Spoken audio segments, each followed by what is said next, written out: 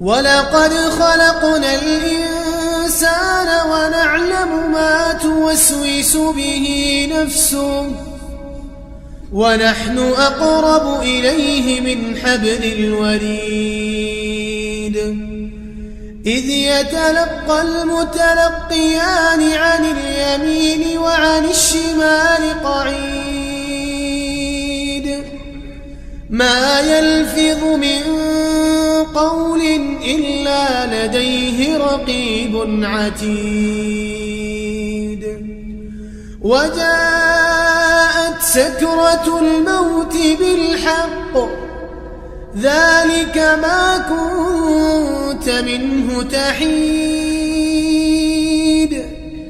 ونفخ في الصور ذلك يوم الوعيد وجاءت كل نفس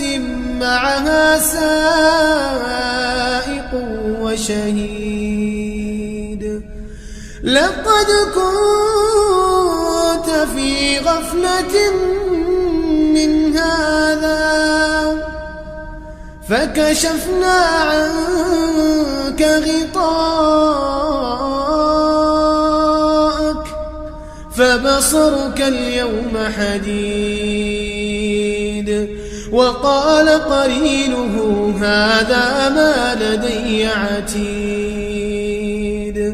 ألقيا في جهنم كل كفار عنيد مناع للخير معتد مريب الذي جعل مع الله إلها آخر فألقياه في العذاب الشديد قال قرينه ربنا ما أطغيته ولكن كان في ضلال بعيد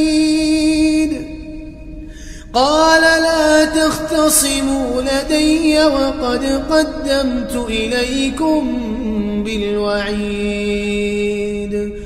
ما يبدل القول لدي وما أنا بظلام للعبيد